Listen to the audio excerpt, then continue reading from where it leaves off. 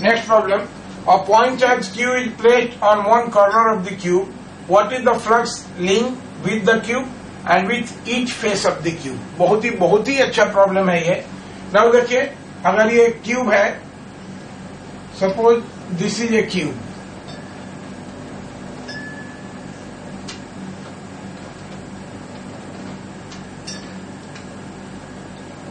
This is a cube और इसके corner पर एक चार्ज हम क्यू रखे हैं. तो सबसे पहला क्वेश्चन है कि what is the flux link with this cube. अब देखिए, हम सिमिलर लॉजिक यूज करेंगे कि ये क्यूब, ये चार्ज इस तरह के कितने आइडेंटिकल क्यूब से सराउंडेड होगा. सबसे पहले हम लोग देखें ये. तो अगर सपोज यहां पर हम 4 क्यूब लेते हैं, राइट, 4 क्यूब लेते हैं. ये चार्ज देखिए, यहां पर ये चार्ज क्यूब है और ये इसी तरह के आइडेंटिकल क्यूब है, 4 क्यूब है जिसको हम दिखाए हैं. तो आप पढ़े हो, यूनिट सेल पढ़े होंगे सॉलिड स्टेट में, कि ये चार्ज इस तरह के आइडेंटिकल 8 क्यूब से सराउंडेड होगा, राइट.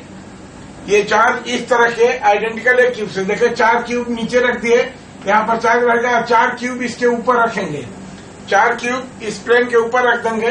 तो this charge will be completely surrounded by 8 identical such cube. Therefore, flux linked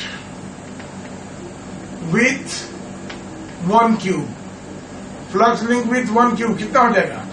Q by 8 epsilon naught. Because this charge will be surrounded by 8 such identical cube. अब देखिए, अब इसकी बात करेंगे कि अब flux linked with each cube. इस cube से फ्लक्स जो होगा, this phi will be equal to how much? Q by 8 epsilon naught. वो टोटल ये हो गया. अब देखना, चार्ज यहां रखा है. अब विथ ईच फेस,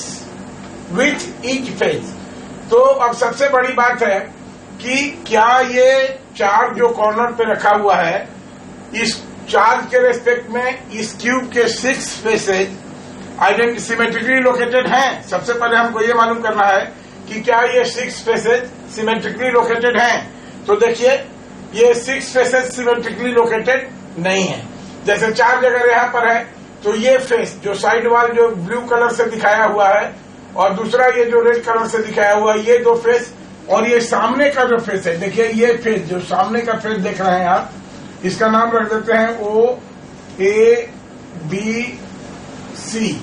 तो OABC ये सामने का फेस है जहां पर ये चार्ज टच करता है. ये तीनों फेस इस चार्ज से पैरेलल होंगे और इसलिए फ्लक्स लिंक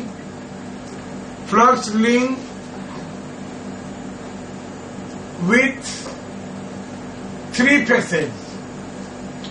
देखिए, ये चार्ज यहां से पैरेलल होंगे. तो ध्यान दीजिए कि चार्ज, अगर ये चार्ज है यहां पर और ये फेस उसके पैरेलल है, तो नो, यहां से कोई लाइन ऑफ फोर्स नहीं पास करेगी.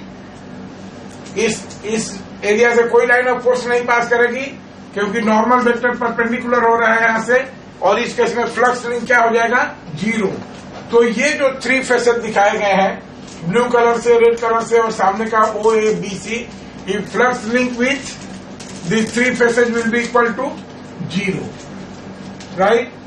तो ये इन 3 फेस से फ्लक्स लिंक 0 हो गया. बाकी 3 फेस देखिए आइडेंटिकली लोकेटेड है. देखिए, बाकी एक 3 फेस जो है, एक बैक में दिख रहा है, एक टॉप में दिख रहा है और एक साइड में दिख रहा है.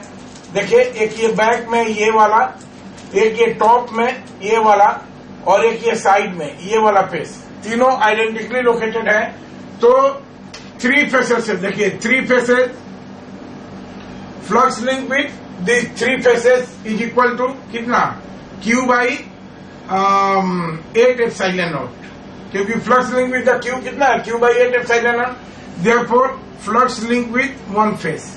फ्लक्स लिंक विथ 1 फेस कितना हो जाएगा? This will be equal to Q by 24 epsilon naught. Q by 24 epsilon naught. तो क्या हुआ आंसर आपका? This is answer of part B. 3 faces से फ्लक्स लिंक 0 होगा, 3 फेसेस से Q by 24 epsilon naught, और क्यूब से फ्लक्स लिंक, ये ए पार्ट का आंसर है. Flux link with cube is equal to Q by 8 epsilon naught. Okay, thank you.